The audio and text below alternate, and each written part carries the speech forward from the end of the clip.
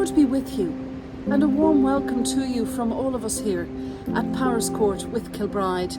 I have sought out the most sheltered little corner of our garden today. As you may be able to hear in the high trees behind me, there is a very high wind, although there are no leaves left. But we've had quite stormy weather at the top of the hill here in Enniskerry recently. It's Sunday the 10th of December and you're very welcome to join us for our time together here in this little square today as we step out of our busy lives as always and into the presence of the Christ.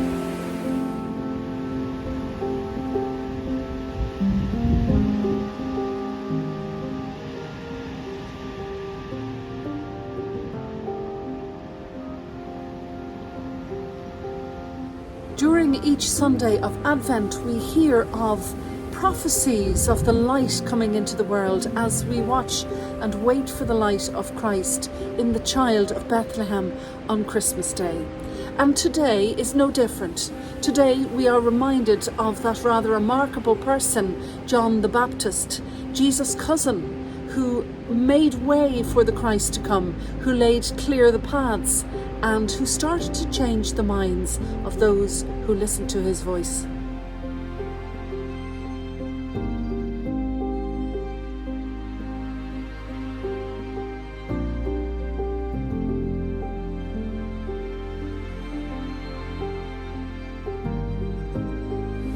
But let's just take a moment as our service begins to step into that beautiful light of Christ with us in prayer.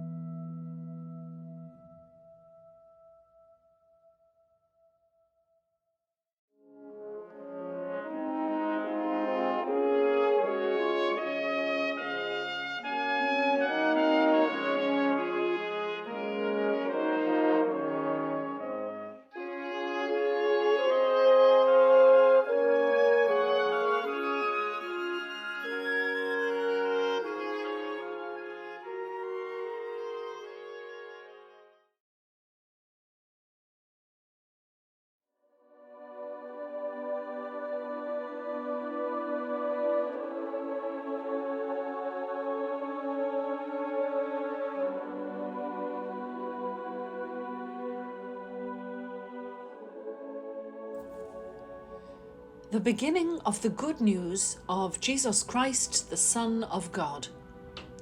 As is written in the prophet Isaiah, "See, I am sending my messenger ahead of you, who will prepare your way, the voice of one crying out in the wilderness. Prepare the way of the Lord, make his paths straight." John the Baptizer appeared in the wilderness, proclaiming a baptism of repentance for the forgiveness of sins. And people from the whole Judean countryside and all the people of Jerusalem were going out to him, and were baptized by him in the river Jordan, confessing their sins. Now John was clothed with camel's hair, with a leather belt around his waist, and he ate locusts and wild honey. He proclaimed, "The one who is more powerful than I is coming after me. I am not worthy to stoop down and untie the thong of his sandals. I have baptized you with water, but he will baptize you with the Holy Spirit."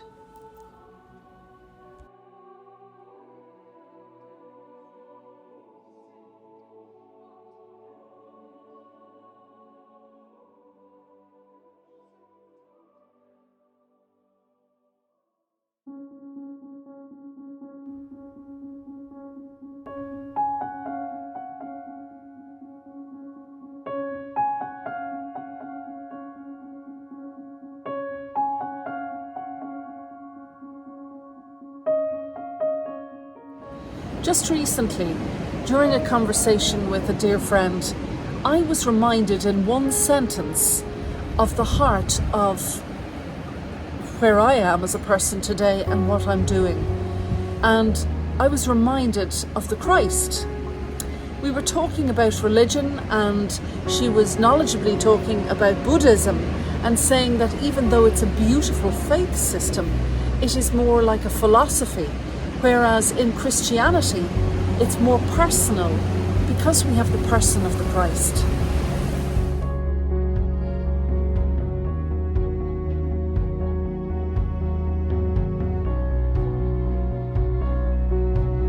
And I was reminded of myself as a very young teenager when I first began to be drawn towards this person of the Christ. The words that he said to me resonated so deeply, it was like I had heard them before. And all of a sudden, I was face to face with somebody who I believed was introducing me to an entirely different way of living at a time in my life when I was quite sad and unsteady.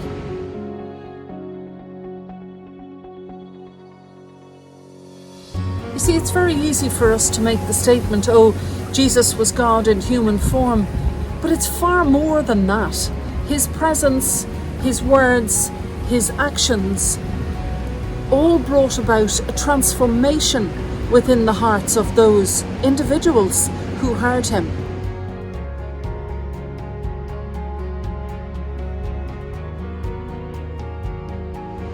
He came as a glimpse of a higher consciousness. And John the Baptist, who we hear of today, he got this. Whether he had spent considerable time with Christ or not, as his cousin, John the Baptist got this higher consciousness. He understood the transformative results it would have. And he took himself away, originally, we can only imagine, into the wilderness to ready himself, to reconnect with something that was unworldly. That unworldly something is the presence of the Christ now, after his resurrection, in our lives. And it is an ongoing and active presence.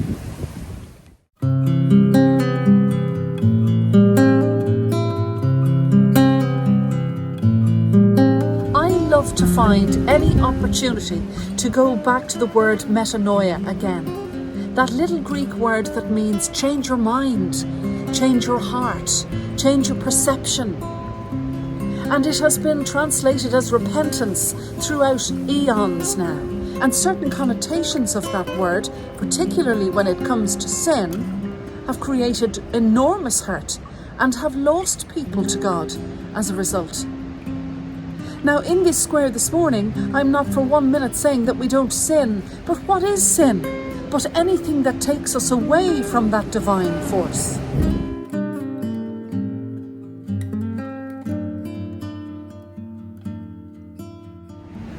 So John is clearly saying to us this morning in our gospel reading, change your mind, change your heart, tap into that Christ consciousness. May I be so bold as to say that metanoia is Christ consciousness. It's a higher level of being, and it's available to anybody, any of us, no matter what we are enduring today. The kingdom of heaven has not only drawn near to you, but it dwells within your very being if you are open to it. This is what John the Baptist was trying to say to people. Change the way you live, change the way you perceive things. And if you don't believe me, there is someone coming who can change that for you and bring you into new life.